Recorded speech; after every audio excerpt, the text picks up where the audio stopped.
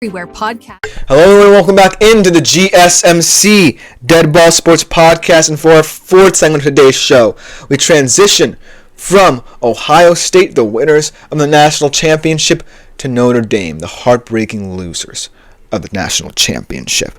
And the Fighting Irish truly had a remarkable season. Led by the toughness of Coach Marcus Freeman and Riley Leonard, this team overachieved many projections and got all the way to the college football championship behind a physical brand of football. It's going to be tough to replicate in 2025. But they're doing very well for themselves in terms of addressing big needs, especially at the skill position groups, but also in terms of hope at the quarterback position. Because potentially Riley Leonard, for no matter how tough he was, maybe was not as good of a passer as Notre Dame needs their QB to be in certain moments. But without further ado, let's go into what Notre Dame is addressing correctly, what they might need to continue to address to even think about getting back to the CFP next year as the only independent in college football. So one of the big questions that a lot of people are going to ask about this Notre Dame Fighting Irish team is CJ Carr truly the quarterback? The former 5-star recruit, I believe, comes in and backup Steve Angeli, who has been 4 years with this program, is going to be battling it out. Not to mention that 2 5-star recruits are behind them in Kenny Minchey and Blake Hebert. An incredible story in terms of his commitment to Notre Dame. But ultimately, that quarterback battle is going to be the focal point. Because as much as Notre Dame fans loved Riley Leonard for his physicality, his dual threat ability, and the way he won in every game with the moxie and passion and swagger needed to lead this Notre Dame Fighting Irish team that in many different ways was inferior to most of their opponents. Now that he's gone, how do you find a guy who has the same traits as Riley Leonard, both physically and mentally, but potentially could be someone who's a better passer, offer you a little bit more in that department?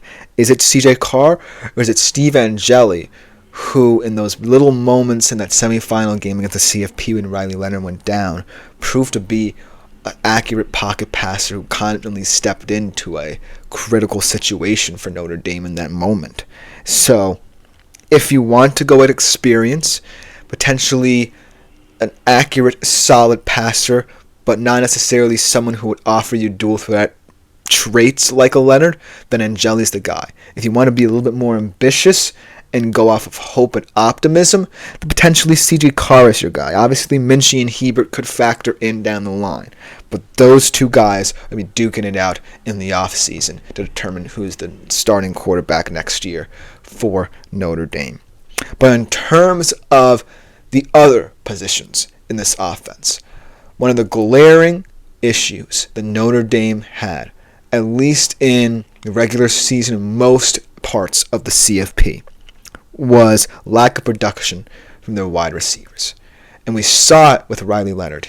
And that's maybe why Riley Leonard was not as ambitious of a passer as a lot of Notre Dame fans might have wanted him to be, because of the fact he potentially did not trust many of his receivers. Obviously, he got it going in those final 2 games, developing that rapport with Jaden Greathouse, and who he will return, hopefully, for this Notre Dame Fighting Irish team. But they were able to address the wide receiver position in the transfer portal as well. So they clearly got the memo in terms of addressing that need at the quarterback, at the wide receiver position, rather. In the portal, they had Malachi Fields, the promising guy out of Virginia, and Will Pauling of Wisconsin in terms of shoring up the depth there. And like I said, hopefully Jaden Greathouse returns. He's an interesting threat for whoever emerges at the QB position, but ultimately being very proactive. This is another team, right, that's losing a lot of production that ultimately got them to this championship game. And it's going to come down to coaching decisions, both on the recruiting trail and the transfer portal. And Marcus Freeman has clearly proven that he's willing to go into the trenches in both regards and truly try and help this team. Because think about this. Notre Dame, every single game after week 2, that weird loss to Northern Illinois had to play like they were playing a playoff game. And that built their mental toughness, even though they could have been, like I said, physically inferior to some of the teams they faced. Now that you know that physicality is a huge part of it, but also you need kind of the flair, going out and recruiting and also looking through the transfer portal is going to be integral to how Marcus Freeman molds this team back up again.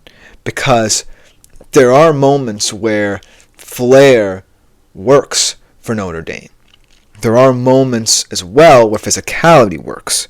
So being able to balance that and find complementary pieces to revolve around that sentiment is going to be necessary for Marcus Freeman, because we already know, I believe they're returning Jeremiah Love, and Jadarian Price, I believe, is the one who's leaving. So you had that physical aspect. But if you want your receivers to step up, find some winners on the perimeter, you need to be proactive in these situations. And by addressing it with picking up Fields and Pauling, they've clearly shown that they're willing to do so. Then in terms of defense, you lose a lot of what made this defense special. These guys who left their hearts on the field, whether it be experienced guys like Jack Kaiser or guys that just wanted that one more opportunity like Howard Cross III, guys who potentially got injured and didn't get a chance to play as much as they wanted to, and Riley Mills and Benjamin Morrison. You were losing a lot of guys who created the tough identity of that Notre Dame defense. And so, like Ohio State, you're going to have to diagnose some new leaders, whether it be through guys you already have, like Leonard Moore and Adon Schuler in your secondary, much like Caleb Downs in Ohio State's. Very similar situations where a lot of these leaders for CFP teams who might have to step up lie in the secondary. So you're going to have to address the trenches because you're losing key guys, like I said, the Kaisers and Howard Crosses of the world. So I think that's another thing, and like I said before, Marcus Freeman needs to be proactive. Well, he already is answering a lot of questions. Jared Dawson and Elijah Hughes of USC bolster their front depth. And then in the secondary, they add Jalen Stroman of Utah as well. So I think that ultimately, it's always difficult to try and diagnose what you need through the portal. But if you're a team like Notre Dame, it's clear that there were certain deficiencies in your squad that were glaring when you play elite teams like the Ohio States of the world. And so, by seeing these deficiencies perhaps, and then understanding what you did well to get to this point, the physicality, the flair of Jaden Greathouse in key moments, which was completely unexpected, Marcus Freeman clearly understands the transfer portal a bit better. And while some people and some fans might even know some of these players, they will begin to grow familiar with them because Marcus Freeman trusts them. And so that's why I believe that, like I said, it's always risky. And especially for a team like Notre Dame that plays a very specific style of football, maybe not a lot of these recruits or transfer signings would want to play. But Marcus Freeman, if there's any coach in college football who can develop players in his image, no matter where they come from, it's Marcus Freeman. And clearly, more and more players are going to buy into this sentiment. But ultimately, what I want out of Notre Dame is to see a little bit more consistency in the areas where they came up a bit short. And I think that by supplementing whoever this QB is with this talent is clearly going to pay dividends because of Marcus Freeman's coaching style and how he can lead this team. So I'm really excited to see how this Notre Dame team is going to build on this season.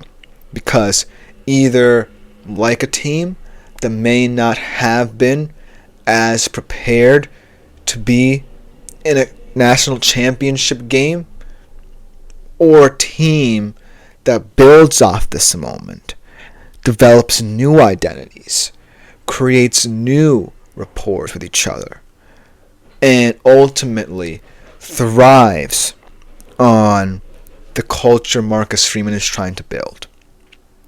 Either way, it's going to be a very intriguing 2025 for Fighting Irish football, because of the fact that this season was the blueprint for what a team that potentially wasn't ready could do. Now this team knows what it's capable of, but can they get back to this point again? Is going to be the ultimate question. And right now, we simply don't know, but by God, they're trying, as we can see from what they're doing, to get back to the point of potentially winning a national championship. Let me know what you think about the Notre Dame rebuild in the comments below, because coming up next, we transition across the pond, talking a different kind of football, looking at the state of affairs in the Champions League ahead of the final league phase games this year, and asking some very important questions about certain teams as well. Be right back after this short break to finish out today's show.